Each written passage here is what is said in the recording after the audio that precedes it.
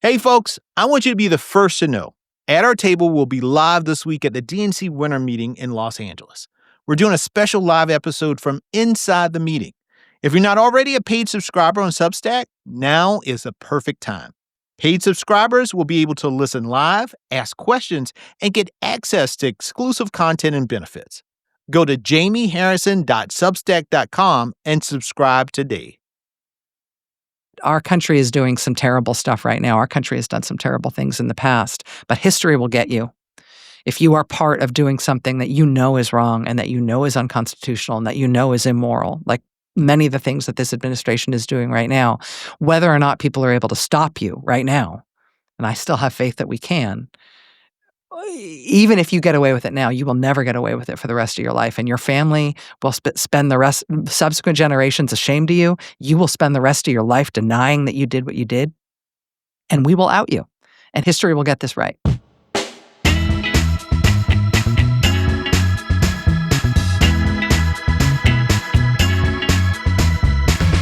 Welcome to At Our Table.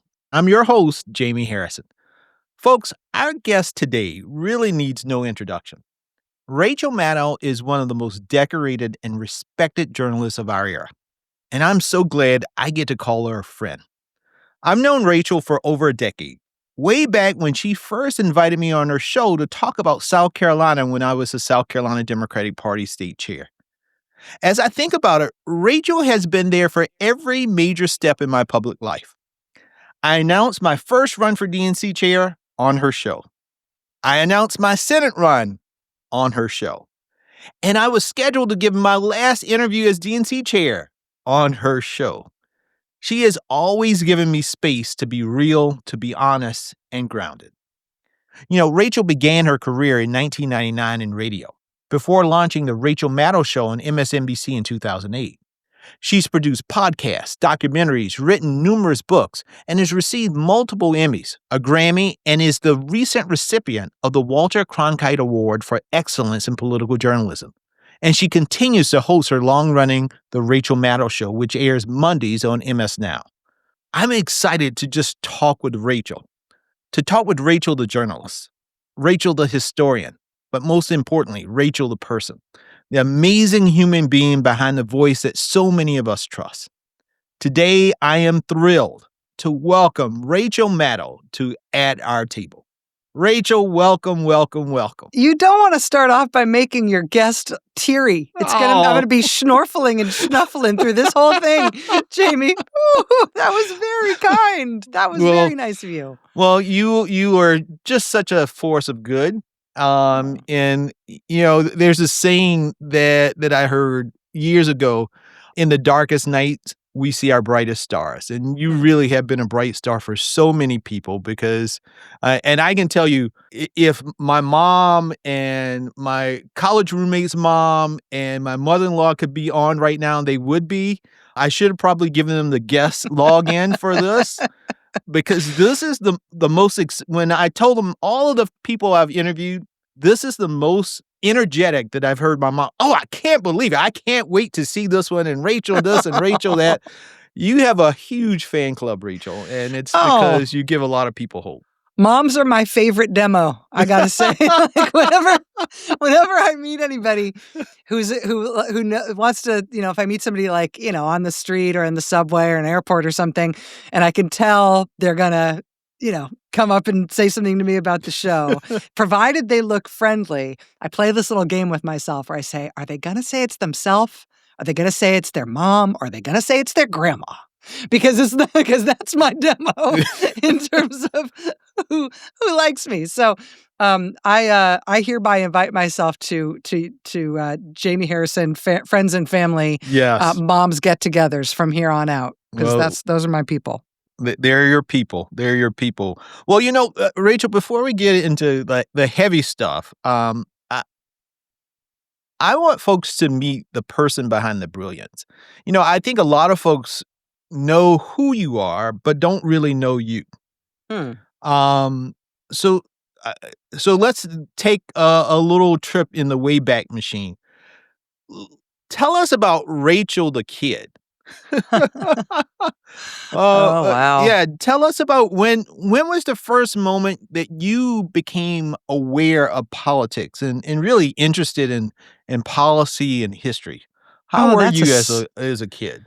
that is a question that I don't get asked very often, that I have not thought very much about. I'm like I I tell people that I'm like a security camera in a bodega. Like I'm real good at recording things as they're going on, but it gets wiped over every 6 weeks. Like, Mm. my memory just gets. I just got to replace it with new data. So I never think about the Wayback Machine in myself for sure. But I was born in California in 1973. My dad was an Air Force veteran. My mom was an immigrant from Canada. She grew up in Newfoundland. Mm. And high school education, came to this country, met my dad when he was in the Air Force, and they got married. They got married at the Presidio Chapel in San Francisco. My mom in a super cute mini dress. My brother was born in 1969. I was born in 1973. And, it's interesting. I grew up, my parents are still with us, and I'm very, very close to them. My brother's Yeah. still with us. We're a family that spends time together and really loves each other. And I'm really blessed to have my parents in my life now that I'm in my 50s.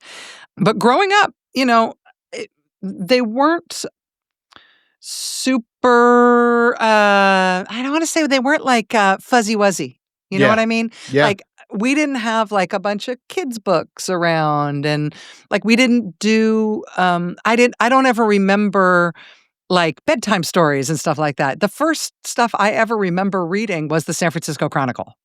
I remember reading the news. I think I taught myself to reading the newspaper at the kitchen table because my dad was reading the paper, or Time magazine and things like that.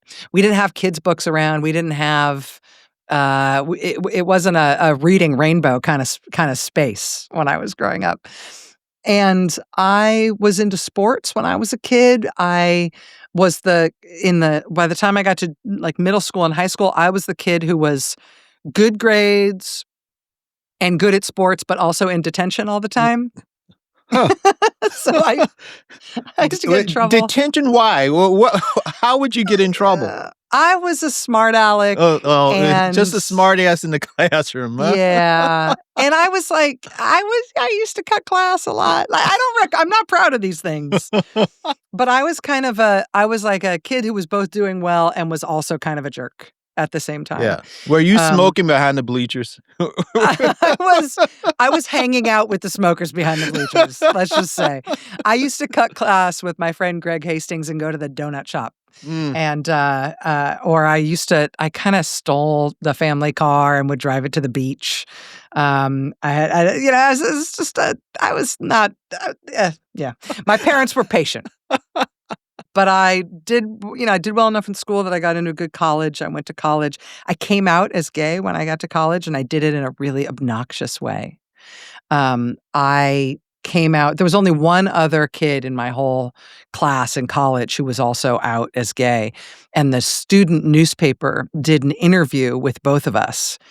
And I said I would do the interview with them on the proviso that they would not run it until the following week, basically until Monday, because I was going to go home that weekend and come out to my parents. Yeah. Because I didn't want it in the newspaper before I came out to my parents. And they went ahead and ran it before I'd gone home. Before you got home. Oh, yeah, God. Before I got home and told my parents. So they were really mad and heartbroken and upset and embarrassed. And that was like a real rift for a long time. But ultimately, they took me back in. They undisowned me. I went to grad school and kind of evolved into the human who you see today. So was there a moment, though, in which, because so you ended up going to Stanford, and you majored in public policy. Yep. But was there a moment in high school or in college that was just, you have these moments, the flip the light switch on moments, right? Where you said, I'm really interested in that, or I'm really passionate about that, and I want to know more, and I need to do more, and I need to be in it. Did you have one of those moments? For me, it was 88 Jesse Jackson's speech at the DNC. Oh, right? interesting. Yeah. And it wasn't because I wanted to watch. We had one TV in our house, and you watch wherever the hell my grandfather watched, right? But was there a moment for you that just, triggered and said, I need to do more. I'm hungry for more. It's a really good question. I think there was a couple of moments for me. When I was still in high school, I grew up in a town that had a lot of racial conflict and racial tension. It was a community where the kind of longest standing majority community in the town where I grew up was white and mostly working class. And at the same time, the town was evolving to become more of a bedroom community for San Francisco and the San Francisco Bay Area, getting to be more of a suburb rather than just a rural area. It was becoming both more well-off and more diverse at the same time. And that led to, that sort of kind of combination of demographics led to a really reactionary white population in the town where I was. And there was a bunch of hate crimes and there was a bunch of violence and it was nasty. And when I was in high school, there was a racist skinhead group affiliated with, I don't know how much you know your white power politics from the 90s or from the 80s from California, but there was a group called White Aryan Resistance and the Tom Metzger and these racist skinheads. And they were recruiting at my high school. So I and some friends were just sort of horrified by this, but it was also happening like among our cohort. They were recruiting people who I knew who were in my friend group. And so we actually went to the anti-racist skinhead groups in Oakland and some other places and kind of asked them for help and asked them to kind of come into our town and fight the racist skinheads. Oh, wow. So we need backup here. We don't really know what to do. And so me and my friends, we did some like anti-racist, anti-Nazi flyering, anti-white power groups, anti-skinhead flyering and stuff like that, and kind of picked some fights ourselves. But then we kind of tried to call in the reserves for anti-racist skinheads to come and mess with them, and started this whole thing, and that was really dramatic. And I think I was way over my head. I also think I was a abject coward. Because I was going to say, were you scared with that? I'm asking somebody else to fight my fight, right? I mean, what do the skinhead groups want to do? Is they want violence, they want street fighting and stuff. Yep. And I knew that me and my friends were twerps. We were the dorks. We weren't capable of dealing with anything like that. And so we'd go out in the dead of night and flyer, and try to kind of raise awareness and do a little bit of organizing stuff. But when it came to actually confronting these guys, we were too afraid to do it. So that to me I felt a real sense of urgency and upset around that, but I didn't really know what to do. I was a kid, And then when I got to college and I came out, I was class of 1990 in high school, and class of 94 in college. And if you remember at all about the gay community around that time and the AIDS epidemic essentially started 1987. By 1989, 1990, 1991, in there, the tide of death in my community in the AIDS because of the AIDS epidemic was just overwhelming. So I had started working at an AIDS hospice in Oakland, California, my senior year in high school.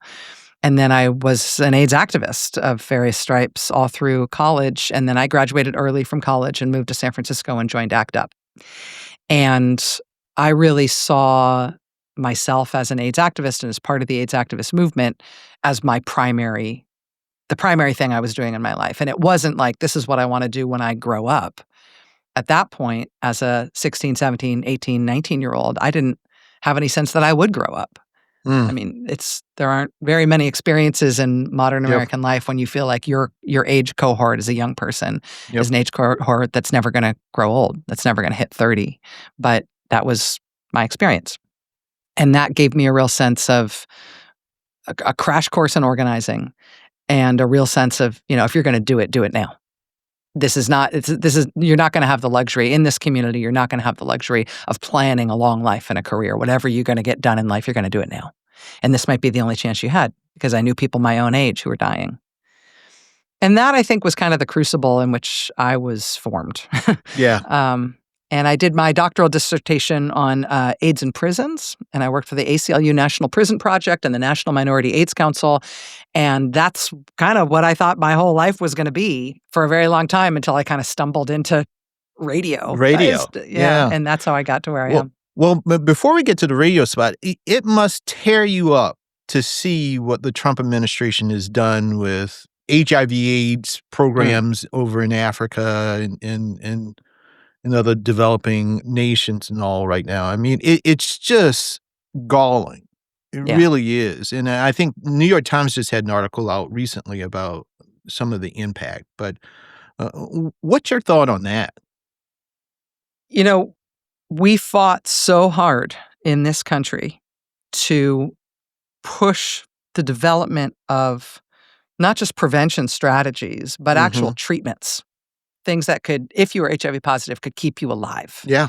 I remember going to the International AIDS Conference in 1996 when we first got the first study results on protease inhibitors. And protease inhibitors, for people who don't know, like that was kind of the class of drugs that made HIV a survivable disease. That meant so that people could keep their viral load low, they could live healthy lives, and as long as they could maintain the regime of medicine, you could keep the virus suppressed in your body that so long and so well that you could essentially live a normal life. And yeah, you had to deal with the expense and the difficulty of the drugs and the side effects and all those things and lots of monitoring and lots of healthcare, but it just meant HIV and AIDS was no longer a death sentence. And there was so much American blood and sweat and toil devoted to getting there and to all the subsequent developments in HIV treatment that really, in many ways, conquered the mortality threat of that disease.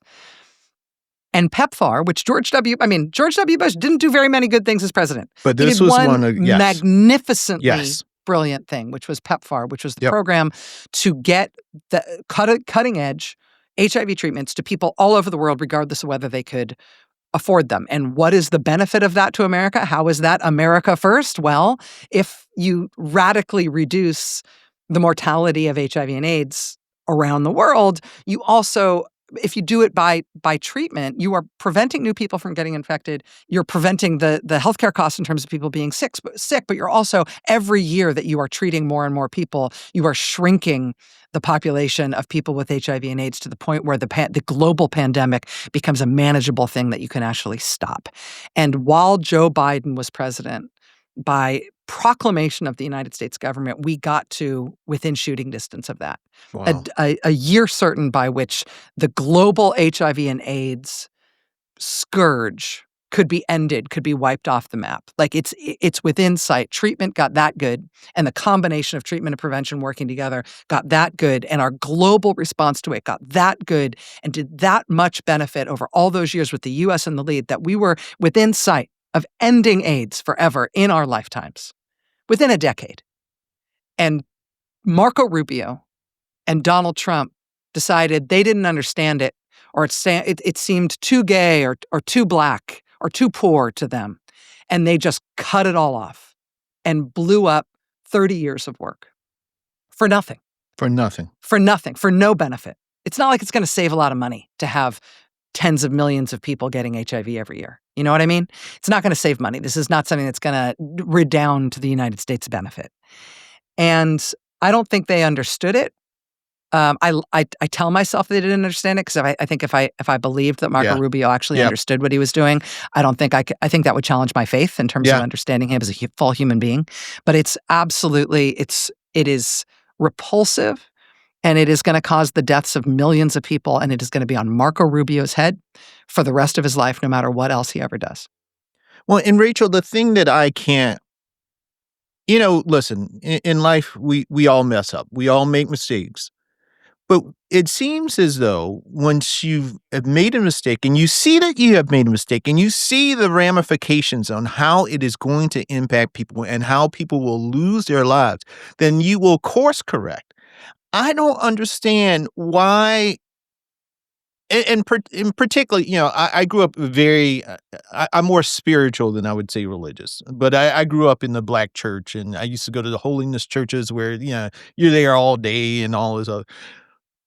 But this thought the thing that lives with me to this day is that you are your brother and your sister's keeper, that you try to do the best for people, and you don't purposely go out to hurt anybody. Yeah. For these folks who claim to be such great Christians, and Donald Trump, who probably never read a Bible in his life, when he held one up, he had it backwards. But for all of these people, like, why are they not standing up and saying, this is not right? This is not Christ-like in any fashion or form. This is not who we should be in terms of our values and all. And like, why aren't folks standing up and fighting back? And I'm not, all of us are, but on that side of the aisle, what do you think? Are they just scared of him, or what do you think why are they so damn quiet? Yeah. Well, on the PEPFAR issue specifically, the way that Rubio tried to avoid accountability for it was by claiming that he hadn't really ended PEPFAR. Oh no, that was all fake news. No, I restarted that. Oh no, it was just a brief interruption. No, they cut it off. They cut off that program. Yeah. And the idea that USAID, remember what he said was no life-saving programs were actually ended. It was just all the waste and fraud and abuse and DEI or whatever it is that whatever their buzzwords are that they called it. They're just trying to flat out deny responsibility for it. Whenever you have to lie and say that you didn't do something that you did, it means that you can't justify what you did. I think God has given us a good antenna on that. When you find yourself having to deny your actions, it means your actions are indefensible. And I think that's where Marco Rubio is on this. There was a little bit of sort of Christian evangelical pushback, mildly on USAID and PEPFAR, but I think they see themselves as part of those groups, white evangelical conservative groups. Even when they've done good humanitarian work around the world, I think they see themselves kind of as part of the Republican Party political project, and therefore the Donald Trump political movement. And so they're afraid to speak too much on principle because it might get them kicked out of the tent. I think that's what's going on. But I do feel like the broader outcry, and people ask us about a lot of questions, like, here's X thing that Trump did or that the Trump administration did that's so awful. Why aren't people more upset about it? I think that, have you ever seen, I don't play tennis, but I've seen a lot of comedies where there's the same joke about people playing tennis, which is that it's one thing to play tennis against another person, but there's a tennis ball machine. There's it's a training thing where there's the machine and it turns into a machine gun shooting a million different tennis balls at you.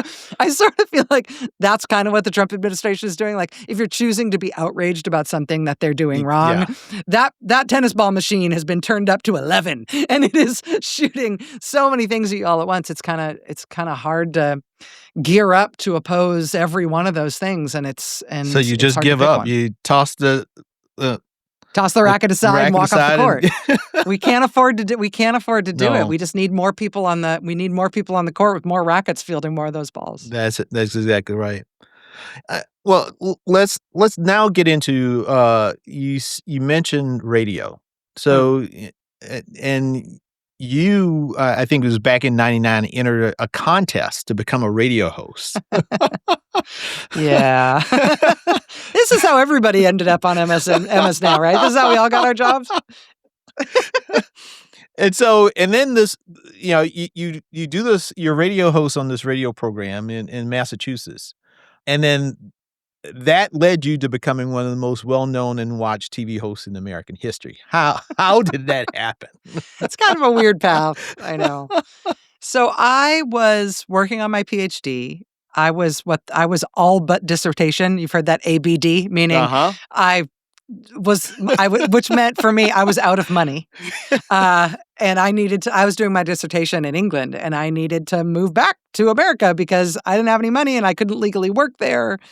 And so I moved back here and still needed to finish my dissertation, still hadn't gotten my degree. And I just started taking odd jobs, just to make money, just to live. And I was staying with friends rent-free in Massachusetts in exchange for me doing like handyman stuff for them, and like they were raising dogs, so I was like watching the puppies, and I like really wasn't getting the dissertation done at all.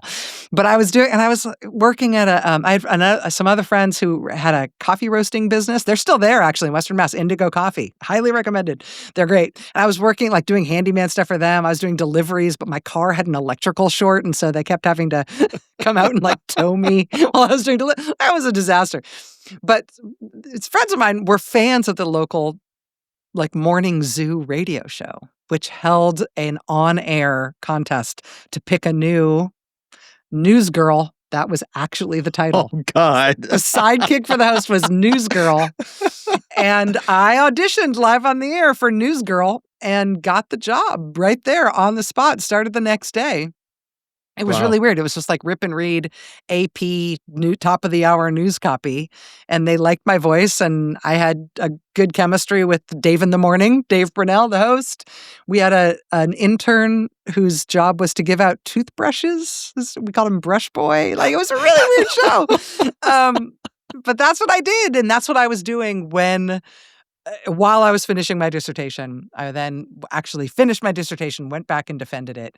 And then 2 weeks later, 9/11 happened. By that point, I had quit the radio job to finish the dissertation and to go defend it.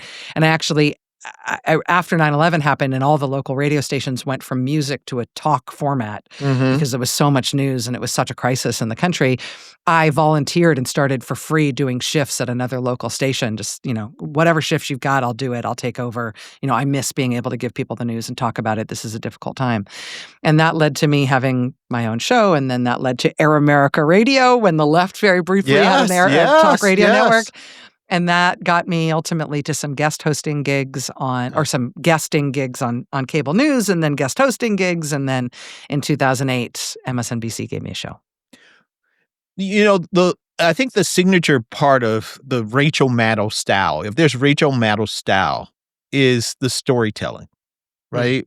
Mm-hmm. And I think part of what I love about you, and it's, you're sort of, you're not Southern, but you're sort of Southern. You're Southern in that part that you storytelling is such a part of the Southern culture, particularly Black Southern culture, right? Mm.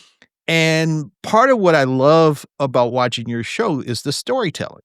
It is not just jumping right in, but it is the building it up. It's educating every step of the way, so that as you hear the story, you're learning more about it. And you're starting to formulate what you feel about it.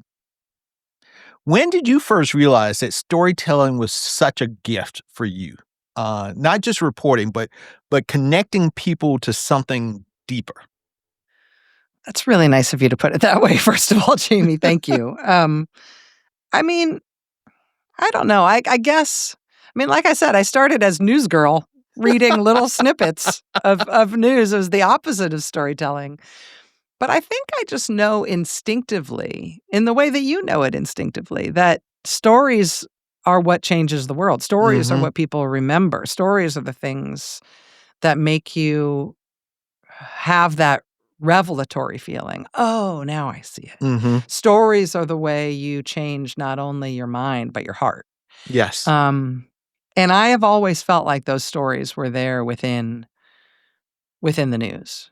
I remember, like when I was working on AIDS in prisons before I had ever done anything related to the media or ever thought about doing anything in journalism or in the media. One of the things I didn't work on, people who were wrongly imprisoned. I didn't work on individual cases of people's what ended up resulting in people being put in prison. I worked on prison conditions, and so no matter why you're there, I'm going to take it as given that you are in prison. But while you're there, it is our responsibility as a country to provide for you in a way that speaks well of us, right? So for you as a person who's in prison because of something that you've been convicted of, I think it is fair, as Sister Helen Prejean says, that, we are all more than the worst thing that we've ever done. And you should be treated as a human being, no matter what you have done. And your guilt and your innocence is ultimately between you and God at the end of the day, more than it is any other human that can judge you, right? Once you're in prison, that's a settled thing. But while you're there, we have taken away your ability to care for yourself. We have taken away your ability to provide for yourself. We have taken away your ability to set any of the terms of your existence. I mean, think about it. The only people in the United States who have a constitutionally guaranteed right to health care are prisoners. Wow. Yeah. And why is that? Because we've taken away their ability to fend for themselves. And so we must provide them health care. And once you've taken responsibility for someone, even if you've taken responsibility for them because of some bad thing, it then becomes your story, how they are treated. It becomes the story of our nation, not the criminal, as it were, in terms of how we treat that person and the way that we afford them the right to live. And that storytelling going in, I remember like testifying in the California State Legislature about a bill to allow people who were dying in prison to die outside of prison in hospice, and talking to outside hospices in California about their willingness to take on prisoners regardless of what they had done if they were in their dying days so that they could die with dignity. And talking to, in many cases, priests and nuns, people of faith who were running these hospices about their calling to not question anything about the life of the person that they were treating well, but rather to have it be the story of their own life in terms of how they served those people. And that, to me, is just, I mean, it just turns it on its head. You know, like it makes you get the morality of it in a way that, you know, some statistics or some like bold, you know, stakeholder-based political argument can never get you there. And so maybe that's where I learned it, advocating for those very tough policies and tough issues. But I mean, credit to the original president at MSNBC who hired me, Phil Griffin. He's the one who gave me the real estate to talk for a long time before we got to the first commercial. And that's, in very practical terms, who gave me the running room to be able to tell stories rather than just jumping right in and going to a panel of guests or going to a commercial like everybody else had to at the time. Well, you know, there's that storytelling that I wish, you know, is during my time as chair of the DNC, that I wish that Democrats, more of the Democrats in the party could do more. Yeah. You know, I think Democrats are they're so academic in so many ways because they're policymakers and they believe in policy and they believe in good policy and they're policy wonks. And so they like to delve into the details and get all the stats and statistics. But you know, I often would tell some of the candidates and leaders in the party that people, though, don't, you know, when you go to vote, you're not looking through, you know, a 20-page policy paper on what's your latest policy position. I mean, most folks don't have time to even read that, even if you gave it to them. And so they really go off of what's in their heart and their gut. And and it's the things that connect with them aren't policy briefs, but stories that connect, that are humanizing in many ways. And so it really is a challenge for folks in the Democratic Party because they can't seem to, I think some of them know that, but they go back to the default, which is, you know, how do I really talk about the ACA and the subsidies and all of these other things and these big numbers and statistics instead of talking about it in terms of the actual impact that it'll have on folks. I think that's right. And you know, Jamie, I think in really practical terms, when politicians and when politicos have that discussion about storytelling and about humanizing it and about speaking from the heart and the gut as much as from the brain, it's on the right almost always about fear. And about negative. That's their superpower, Rachel. It's about scaring people. Yes. It's about scary people doing scary things who are monstrous, who are victimizing good people, and like it's all about activating that part of the gut, right? Yep. Whereas on the Democratic side, I think, and on the left, we're talking about the things we ought to be doing, the things that we ought to be building toward, the things that government can do, and that ultimately politics can do to make things better for people. It's not just about being in a fear-based crouch. It's about thinking thinking good thoughts for your country and seeing a brighter future and figuring out how to put stuff together there. But there's also human stories on that. And it's about people doing inspiring things, people who are who have been empowered to surprise you and to thrive and to lead lives that are benefiting themselves and everybody around them because of good investments that were made in them and trust that was placed in them, and pioneers who have given us good ideas in the past. I mean, there's the storytelling project on the right is all negative. Yes. The storytelling project that hasn't developed strongly enough on the left is a set of positive stories, and inspiring stories and leadership stories about what works. Well, and I often say if their superpower is fear, then ours has to be hope. Yeah. And if we can just ground everything in hope, and hope about how things get better, hope about how all of us can live our American dreams, whatever that is, right? But we got to inspire people to fight harder, or to look for better, or to see the positive down the road.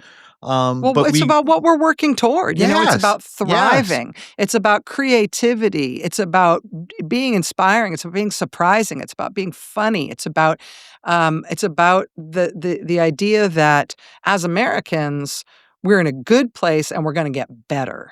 Yeah. And that, yes, there is injustice, and yes, there is pain, and yes, there are people who need help. But that's not the whole story. The story is about us living the lives that we want to live, with dignity and with character and with swag, honestly. And that kind of just mojo, that kind of energy, that kind of like, come with us, we're doing something great, is a vibe that I think there's only a few Democrats out there in elected office right now who are sort of vibing that way. But I think that's the future. I wholeheartedly agree with you on that. As you think about your career, Rachel, was there a defining moment when you realized your power and you found your voice, and or a moment where you decided to stand up for yourself or to stand up for somebody else with less power? Well, I don't want to tell stories like that because I don't want to put any. I don't want to. I understand. Anybody who I stood up for, I don't want to put them on the spot. Yes, but I will tell you what my one piece of my one career revelation that I share with people, particularly with women in the business, in the news business, and I don't know why. I don't know why this revelation came to me. I don't know why I was so lucky to have this bestowed on me. But at some point, I realized that if I had any political capital, if I had any room to maneuver in terms of I don't know, just you get some gravity. People start to think that you should have a say in how things go. People are coming to you for wanting you to do stuff. I finally realized once I've got some political capital to spend, you know what I'm going to spend it on? I'm going to spend it on saying no to stuff. I'm going to stop doing things that other people want me to do that I don't really want to do. And you say yes to things, particularly in a career environment, because you want to create new opportunities for yourself. You want to keep moving up. You want to meet new people. You want to please new people. You want to get more people on your side. You want to build new bridges and all that stuff. But if you keep doing that, if you keep expanding every opportunity that you get, ultimately, you're no longer doing the work that you want to do. You're doing the work that other people are asking you to do. Oh, that is such a great point. Yes. And so once I got to the point where I was like, oh, I know what kind of work I want to do, and I don't actually want to grow anymore. There's another job I'm trying to get. I'm in the job that I want. Yep. I'm going to stop. I'm not going to burn any bridges, but I'm going to stop building new ones. Yeah. I'm going to start saying no and actually having a little bit more of a personal life and a private life and some hobbies. And I want to do less of the stuff that other people are asking me to do that isn't my most valuable work. And that is advice that I share with people whenever anybody asks in the business. Grow to the point where you can start saying no. You have to say yes to everything for a long time, but eventually, once you get there, the answer is no. That is great advice. That is very, very good advice. I think I've gotten to that point in myself. I tell folks in politics, I've done, of course, there's always another role. There's always something else to run for. But if I close my eyes today, I've experienced, more than a lifetime of amazing things in terms of politics, and I've tried my best to improve the lives of, folks like my grandparents and everybody else. So I'm content with where I am right now. So everything Mhm. else on top of that is just kind of gravy.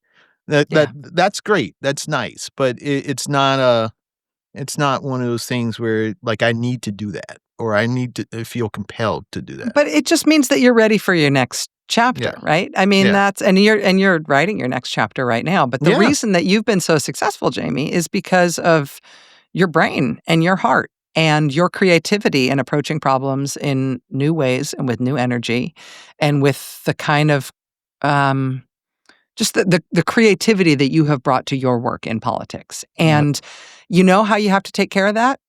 You have to take care of that by taking care of you. Like you need to give yourself enough space that you can do original thinking.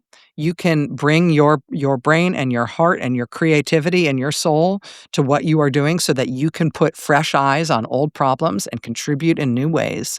But you can only do that if you're not working so hard and you're not working on other people's terms Amen that to you that. lose yourself. That you Yeah. lose yourself. You know what I mean? Like you are a really singular talent in politics, Jamie. No, you're very kind. That Well, is no, it's true. I've oh, known it. I mean, my we've known mom, each other a long time. my mom is gonna love you even more now, Rachel. But you can't if you are only dancing to other people's tune. If you are doing other things that other people want you to do, and you do not have enough space to think hard about to think hard and to think original thoughts about the challenges that you want to work on, then you're no longer going to be contributing at the level that you're capable of. Yeah. And so you need to protect what's special about you, and you need space to do that. And I know that you've taken some of that space in this past couple of years as Oh, yeah. you've been through Oh, God. this part of the roller coaster. Well, speaking about folks who want you to do some other things, but I do want to spend some time, just a little bit, and we don't need to recap too much 2024 because Lord knows I get PTSD thinking about it. My bodega security camera wrote over 2024. Sorry, that's been erased from the chips. Oh. Sorry, it's not there. Well, but you had one of the biggest interviews this year with former Vice President Kamala Harris, and her first major interview to launch her book. And I just wanted to get some background on that, because you were the first interview that she had. Mhm. How long did you have the book to prepare, and what was the most surprising part of the book and the most surprising part of the interview that you had? And one other question, just to think, I'm just throwing them all together. If there was a question that you thought about after the interview, or you've since seen her, do all of these other things, a question that you wish you would have asked during the interview. Um, I'm going to selectively weave my way through these questions. Okay. And you are going to know exactly what I'm avoiding and what I am not. But I will tell you, they say there's this thing called l'esprit d'escalier. I don't speak French, but I know what that means, which means the spirit of the stairs, Yeah. which means you have an interaction with somebody that goes one way. And then as you're walking down the stairs away from that interaction, you're thinking about all the things you could have said. Yes. And you never want to have an on-air live interview, which results in a lot of l'esprit d'escalier, like a lot of like after that, what I could have, should have. But this is one of those interviews where I had that because I have spoken, I'm not like friends with Vice President Harris. I've spoken to her a handful of times in non-public settings, like in preparing for interviews or at the White House, whatever. But it's not like we have a close personal relationship. Mm-hmm. But even in the little bit of talking that I have done to her off the record, I know that she is sharper and more blunt and honestly more cutting Mm-hmm. and more incisive than she is when she knows the camera is rolling. And her book is very good, actually. Whatever you think of the arguments that she makes and the scores that she settles in that book, it's a very well-written book. And some of her innate, natural bluntness and incisiveness comes through in that book. But in the interview, with the camera rolling, she's being careful. And I wish I would have just kind of pulled it said like, stop. I read the book. I've talked to you off camera. I know what you really think about these things. Like, no, like stop being so safe. Like, let's get real. You may be running for president again, in which case you can clean this up then. But like, let's just be messy. Like, let's just do it. Let's just put it all out on the floor. Because I know what she is capable of in terms of just cutting right to it. I wish I would have pushed her more to do that rather than kind of receiving the way she conducted that interview. I think it was a fine interview, but it was safe. And I know that I think I could have tried to pressure her to pretend the camera was off. Yeah. In a way, but she's a pro. There's all politicos. Everybody who's recently run for office, recently held high office, and might run for office again. Everybody's trained. Everybody's careful. I just, in my mind, walking away from that interview, I felt like, oh, I could have punctured it somehow. Well, is there a question? I may sit down with the vice president at our table. Is there a question you want me to ask? I mean, I don't know that I have a factual question for you to ask. Yeah. I'm sure you guys have a lot of water to row through under the bridge. We so do. You've got a lot to talk about. And to be quite honest, Rachel, I think there are a lot of similarities in terms of feelings. Some of the experiences that she had, of course, I was party chair and she's the vice president. But in terms of interactions with folks, very similar interactions. Sometimes feeling as though you're ornamental instead of, the title of the book that I'm toying with right now is Chair Without a Table. Mm-hmm. It's, you get some of that feeling sometimes, and it's hard to deal with that, particularly when you also have a sense of loyalty. Listen, I'm always, I'm a loyal guy, and that's just how I was raised. What's the saying? You go with, I forgot. My grandma would always say it. Dance with them who brung you. Yeah, pretty much. And so, I feel that to the core of who I am. But then the question is, where do you draw the line to protect yourself? Where do you draw the line to stand up for yourself and to speak up when you don't feel like certain things are right? That's a hard. Yeah, it's hard. It's a hard thing to do, and to do it when all of the spotlight is on you, and when the weight of the world. I mean, whether or not democracy lives or dies, right? All of that is a part of it, and it's. I think a lot of people make. Yeah, particularly I think when thinking about the vice president, and say, well, why didn't you do this, or why didn't you stand up? Like, historically, has that ever happened before? Right? Has anybody ever been in that situation? And then it's easy to Monday morning quarterback the situation, but to be right there, like it's a different thing. It's a harder thing, and it's not as easy to say as, well, you should have said this, or you should have done this, or you should have pushed back here and there. It's very easy to say that when you're not in that situation, and again, without all of those pressures and dynamics going on. Well, this is a pitch for, yes, you should have Vice President Harris on at our table. I would love to hear the two of you talk bluntly, yes, about that dynamic that you're talking about, with an eye toward the future, right? Yeah.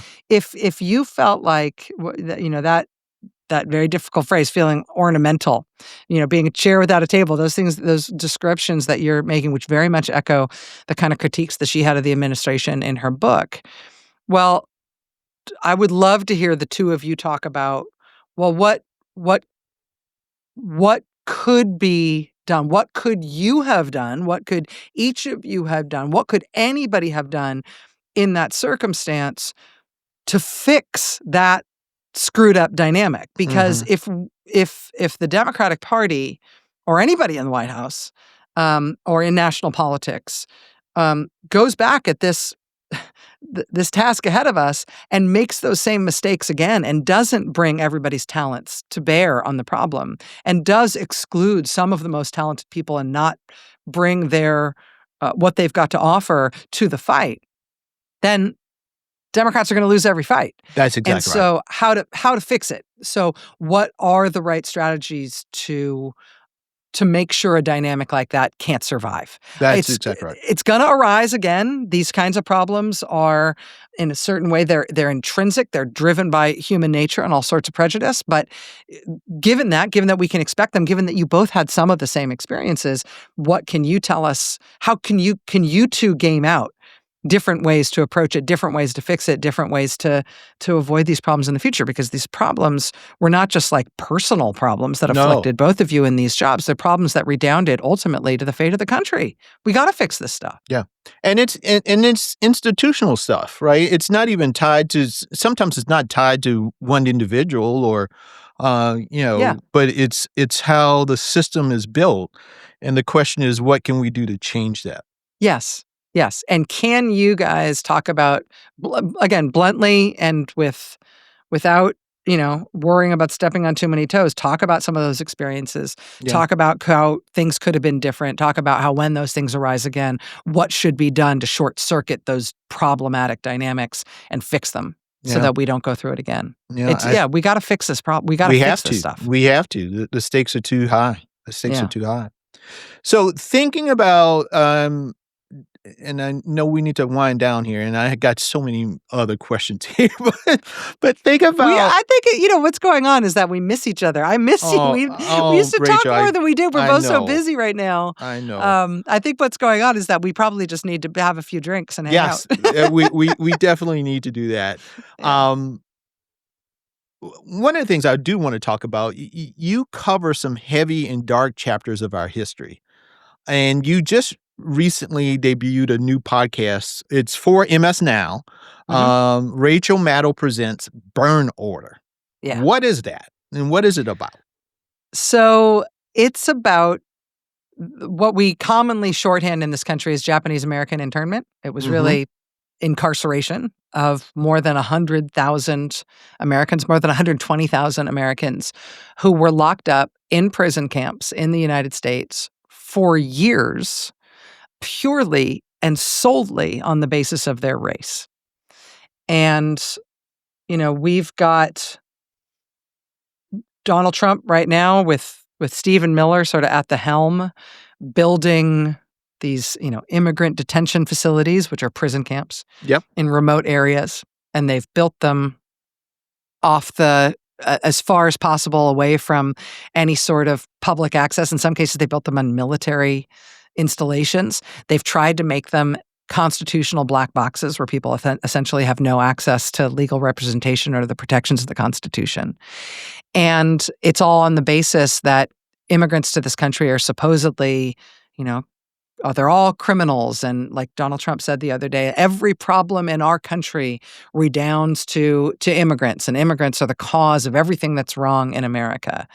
Well, in the case of Japanese Americans being locked up wholesale in the 1940s, that was also based on lies. I mean, even the FBI didn't want to lock up Japanese Americans. Military intelligence knew and said explicitly, we do not need to be locking up Japanese Americans. But you had a kind of Stephen Miller figure.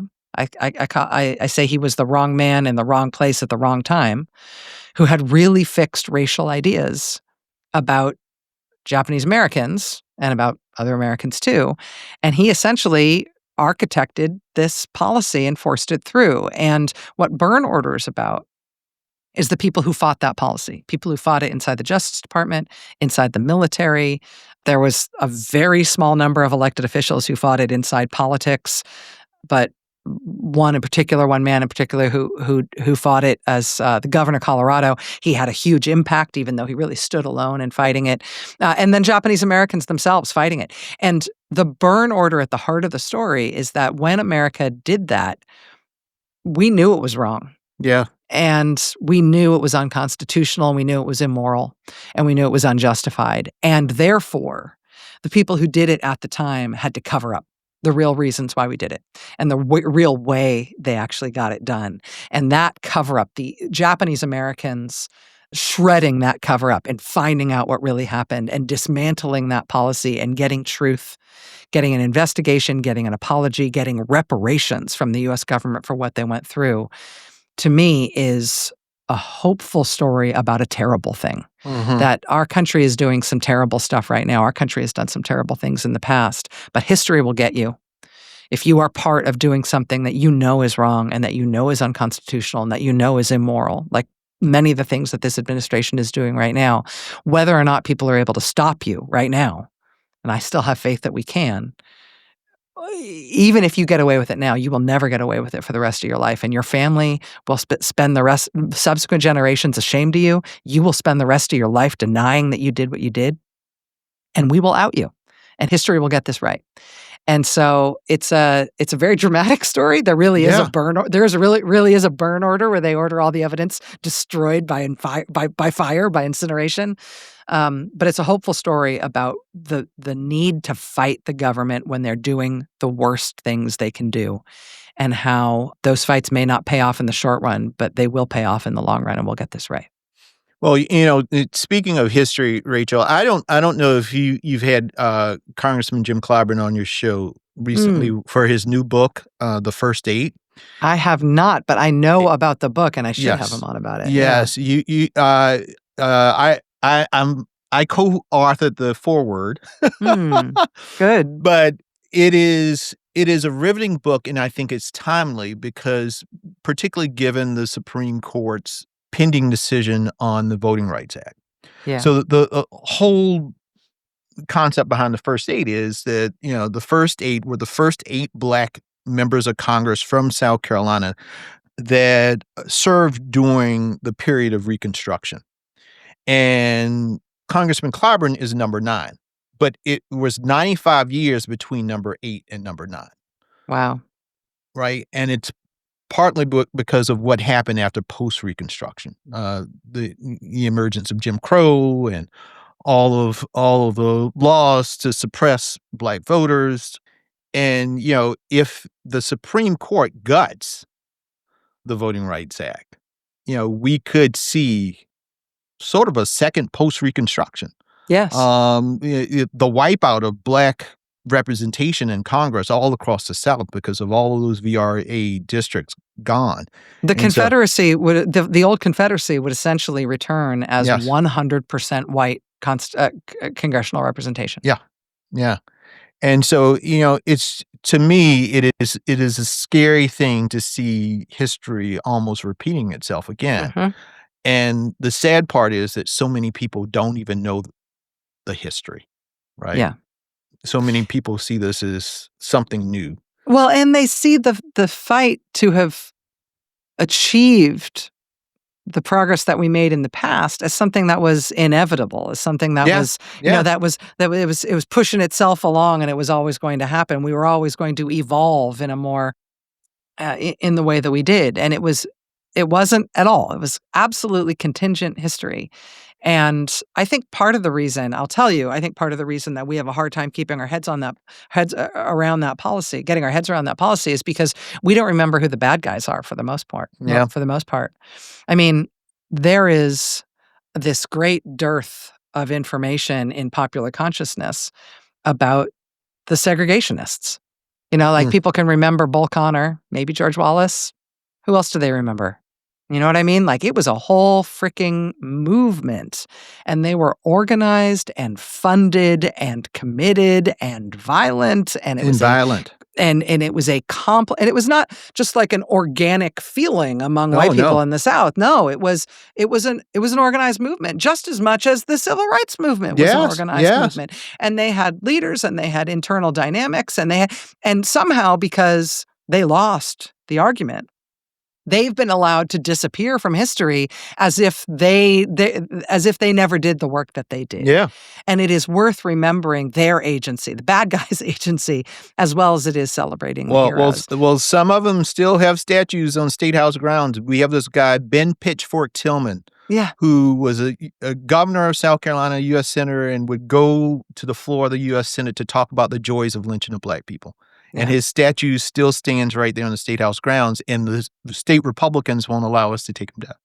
So it's in the immediate aftermath of World War II, we almost didn't get a United States Senate seated because a senator from Mississippi named Bilbo, which is insane, had stolen his Senate seat. And they had no idea how to contend with the fact that he had stolen his Senate seat in Mississippi. And so they weren't going to seat a Senate in the first congressional election that took place after World War II. And the only reason they were able to do it is because he had the decency to go home and get cancer and die. And that's the only reason that they could resolve that standoff, as he and white Southerners were stealing that seat. I mean, these characters aren't that far in the past. No, and they have inheritors in today's politics who should know that that's their lineage. Exactly. And we should see them as part of that lineage. As much as we recognize the heroes, we need to recognize what we've been up against in the past, too. The burn order is going to make some of the real villains of Japanese incarceration famous, I'm hoping. Well, I am looking forward to listening to it. Rachel, let me ask you one quick question, and as we wrap. I had two, but I'll take one. Okay. It's a little lighter, but every episode for At Our Table, we give out a very special award. Oh. And I know what this is. we call the award the Sit Your Ass Down Award. Yeah. And it is someone that you are just tired of hearing from, or just they're just too much, right? They need to sit in the corner. So, Rachel Maddow, the honor is yours this week. Who would you like to present this week's Sit Your Ass Down Award to? Oh, God. I am going to wuss out a little bit and give you a class of people rather than a name. That's fine. We'll take it. And I just want, the class of people who I'm going to describe here, you know who you are, which is everybody who told me to shut up about Russia. Because we just got the Donald J. Trump administration peace plan for Russia and Ukraine, right? His 28-point plan or whatever that thing was. That's Donald Trump's plan for ending the war in Ukraine. And it is quite literally, I mean this literally, written in the Kremlin and then laundered through Steve Witkoff and Donald Trump. It is a it's a set of Kremlin talking points that have just been presented to the world as if this is the White House's plan for ending that war. Amazing. And everybody who was like, oh, Rachel, you and the Russia stuff, like isn't that a little over the top? Like, what do you mean that Donald Trump and Russia, I'm sorry, we now have a White House that works for the Kremlin. For the Kremlin. And they're not even hiding it. They're not even hiding it anymore. And so I just feel like everybody who both in journalism, but also like from the peanut gallery, who was like, oh yeah, I bet you really regret raking Trump over the coals for his weirdness about Putin. No, actually, I'm just getting started. I got a lot more on that subject because we're living it now. Well, for all of you folks, you just need to sit your ass down. There you go. Thank you, sir. Thank you, sir. Well, Rachel, this truly has been a pleasure. You have spent your life asking the hard questions and helping this country really understand itself. And so today for me, it just meant a lot to turn that light towards you and your diligence, your integrity, your passion for just finding the truth and telling a story and helping us learn about who we are and who we can be. So I know how hard this work can be, and I want you to know how much it matters that you do it and how grateful so many of us are for what you do and how you put your whole self into it. Thank you, Everything. Jamie. Thank you. I really treasure your friendship, and I honor your work. You have done a lot of good work for this country, and your kindness means a lot to me, my friend. Long may you wave, Jamie Harrison. Well, Rachel, I know your producer's going to kill me, but one of the things that people wanted to know, and I don't know if you've said this, a lot of folks saw you at Dick Cheney's funeral, and you're like, if you could sum it up very quickly, because I know you have to go, but I actually thought, I was heartened by that, but I don't know if you've said publicly or whatever, but why were you at Dick Cheney's funeral? The backstory here, in case this turn in the conversation is surprising you, if you're listening at home and going, I spent like my entire career marveling at all of the wrong things that Dick Cheney did in public life. My first book that I wrote in 2012, which was called Drift, I dedicated to Dick Cheney because I thought that he, more than anybody, was responsible for the wrong track that America had been put on with regard to our civilian-military relations. Like, I have spent a long time studying everything that Dick Cheney has done and criticizing everything that Dick Cheney has done. So for me, being at his funeral, it was a weird thing. That's the background to this story. But I will tell you two things. The last things that Dick Cheney ever did in public life before he died were to stand up to Donald Trump. When the 1-year commemoration of January 6th happened, you might remember the visual of that, Jamie, of the Democrats on one side of the House gathered in the House chamber for a moment of silence to commemorate the lives lost and the damage done on January 6th, 1 year on. And on the Republican side of the chamber, it was Liz Cheney and Dick Cheney, and that was it. He was the only one who was there. And so his willingness, despite everything else that he's done that has been so bad for this country and everything else he's done that I so disagree with, at the end of his life to turn in that regard and say, listen, he said he voted for Trump twice, but then after what Trump did in January 2021, for him to speak out the way that he did was the right thing to do and something he didn't have to do, and he did it. But in terms of why I actually went to the funeral, I never met Dick Cheney. I've never spoken to him, not a word in my life. I went there for Liz. Yeah. That his daughter, Liz, who, again, I disagree with on 95% of all matters of policy, what she did in standing up against Trump and standing up against our country's turn toward what I really believe is tyranny, and the way she tried to lead her party in a different direction is sheer heroism. And I went to that funeral to support her at what was a really difficult moment in her life. I mean, she's really close to her dad. Yep. Loves her dad, and he's her hero, and she was incredibly close to him. And I went there just to stand by her and just to be supportive to her in what I know is a difficult moment when her country, I think, needed her to do what she did, and she did it at great personal cost, and I honor her for what she did there. Well, just another reason, Rachel, why I love you so much. So thank you, Rachel Maddow, for being on At Our Table. Thanks, Jamie. If you enjoyed today's show, please be sure to like, subscribe, and share. Follow us on Apple Podcasts, YouTube, Spotify, or anywhere you find your podcasts. To be the first to know who will be at our table next, be sure to subscribe to our Substack on jamieharrison.substack.com. At Our Table with Jamie Harrison is a production of Vision Blue Media. Our founding executive producers are Jason Hyder and Jamie Harrison. Our producers are Kyle Kelly and Emily Harrell. Our content consultants are Ernie Grigg and Clay Middleton. Our digital communications are led by Lauren Brown. Courtney Reimer of Sounds Great Strategies is our creative consultant. Neil Rossini of FWRV LLP provides production legal. Title sequence by Tom Hunt. Our theme song, Blonde Gone, is written by Dewey and published by Alibi Music Library. Very special thanks to Rachel Maddow and her team at MS Now. I'm Jamie Harrison, and I look forward to another conversation at our table.